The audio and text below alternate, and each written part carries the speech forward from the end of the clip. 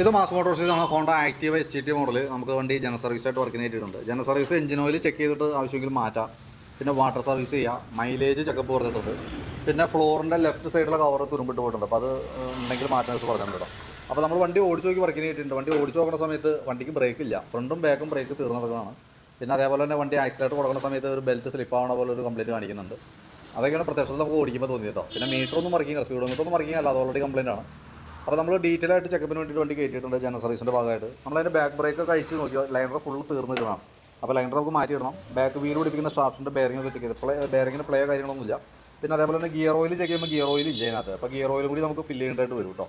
ബാക്കിലത്തെ ടയറൊക്കെ അത്യാവശ്യം ഉപയോഗിക്കാണ്ട് ഹബിൻ്റെ ഭാഗത്ത് പറയുന്ന കംപ്ലയിൻ്റ് ഒന്നുമില്ല. പിന്നെ നമ്മളതിൻ്റെ എയർ ഫിൽറ്റർ കഴിച്ച് ക്ലീൻ ചെയ്യാൻ വേണ്ടി അയച്ചാണ്. പുതിയ ഫിൽറ്ററാണ്, വലിയ പഴക്കമായിട്ടില്ല. ക്ലച്ച് സൈഡ് നമ്മൾ നോക്കുമ്പോൾ ക്ലച്ചിൽ ഫുള്ള് ഓയിലേക്കാണ്. അപ്പോൾ ക്ലച്ച് ബെൽറ്റ് ക്ലിയർ ആയിട്ട് പിടിക്കുന്നില്ല. അത് തന്നെയാണ് മൈലേജ് ഷോട്ടിൻ്റെ മെയിൻ കാരണം കേട്ടോ. രണ്ട് ഓയിൽസിലും പോയേക്കാം, ക്രാങ്കിൻ്റെയും പോയിട്ട് ക്ലച്ചിൻ്റെയും പോയിട്ട്. അപ്പോൾ ഫുള്ളായിട്ട് അഴിച്ച് ക്ലീൻ ചെയ്തിട്ട് വേണം നമുക്ക് റീസെറ്റ് ചെയ്യാനായിട്ട്.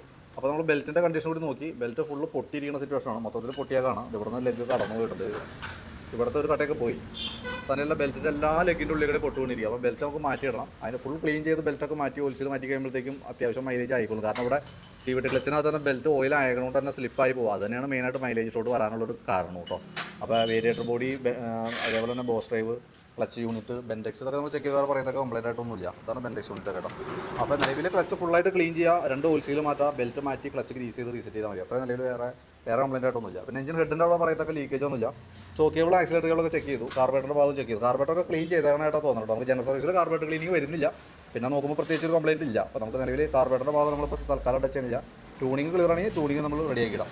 പിന്നെ ഫ്രണ്ടിലേക്ക് വരുമ്പോൾ ഫ്രണ്ട് ബുഷുകളൊക്കെ ചെക്ക് ചെയ്യാൻ ഗ്രീസിനൊക്കെ ആയിട്ട് അപ്പോൾ ഗ്രീൻ ബുഷ് കംപ്ലയിൻറ്റ് ഉണ്ട്, അത് നമുക്കൊന്ന് മാറ്റിയിടാം. ഫ്രണ്ടിലത്തെ ബ്രേക്ക് ലൈനർ തീർന്നതാണ് കേട്ടോ. അപ്പോൾ ബ്രേക്ക് ലൈനർ മാറ്റി കഴിഞ്ഞാലാണ് ഫ്രണ്ടും ബാക്കും ബ്രേക്ക് ലൈനർ തീർന്നതാണ്. അപ്പോൾ അത് മാറ്റി നമുക്ക് റീസെറ്റ് ചെയ്യാം. അതേപോലെ തന്നെ ഫ്രണ്ടിലത്തെ വീൽ ബാരിക്ക് ചെക്ക് ചെയ്ത കംപ്ലയിൻ്റ് ഒന്നുമില്ല. ക്ലച്ച് ഹബിനായാലും വേറെ പറയത്തൊക്കെ പ്രോബ്ലം ഒന്നുമില്ല. ബാറ്ററി നമ്മൾ ചെക്ക് ചെയ്ത് പറഞ്ഞിട്ടുണ്ട്. 2024 മോഡൽ ബാറ്ററിയാണ്. അതിൻ്റെ വോൾട്ട് നമ്മൾ നോക്കുമ്പോൾ 12 വോൾട്ട് കിട്ടുന്നുണ്ട്. ലോഡ് ചെയ്യുമ്പോഴത്തേക്കും 9.5 വരുന്നുണ്ട്. അപ്പോൾ നിലവിൽ ബാറ്ററിയുടെ ഭാഗത്ത് വേറെ പ്രോബ്ലം ഒന്നുമില്ല കേട്ടോ. പിന്നെ ബ്രേക്ക് ക്യാമ്പൊക്കെ ഒന്ന് വെച്ച് ഗ്രീസ് ചെയ്ത് നമുക്ക് റീസെറ്റ് ചെയ്യാം. പിന്നെ അതേപോലെ തന്നെ സ്പാർക്ക് പ്ലഗ്, പുതിയ പ്ലഗ് ഇടണം, ജസ്റ്റ് ഒന്ന് അയച്ച് ക്ലീൻ ചെയ്തിട്ടാൽ മതി, വേറെ പ്രോബ്ലം ഒന്നുമില്ല. പിന്നെ അതേപോലെ തന്നെ എഞ്ചിൻ ഓയിൽ ചെക്ക് ചെയ്തു. ഇതാണ് ഒരു അവസ്ഥ കേട്ടോ. അപ്പോൾ അത്യാവശ്യം മാറേണ്ട ഒരു ടൈമാണ്. എഞ്ചിൻ ഓയിലും കൂടി കൂടുതൽ മാറ്റി വിടുന്നുണ്ട്. പിന്നെ അതേപോലെ ഈ ഫ്ലോറിൻ്റെ കവർ ഐറ്റം നമ്മുടെ സ്റ്റോക്ക് ഉണ്ടോ നോക്കട്ടെ. ഉണ്ടെങ്കിൽ അതും കൂടി ഉൾപ്പെടുത്തിയിട്ടുള്ള എസ്റ്റിമേറ്റ് വാട്സാപ്പിൽ ഇടാം. വീഡിയോ കണ്ടേമേ നോക്കിയിട്ടൊന്ന് റിപ്ലൈ ഇട്ടേക്കാം. അതനുസരിച്ച് നമുക്ക് വർക്ക് കംപ്ലീറ്റ് ചെയ്യാം. ഓക്കെ.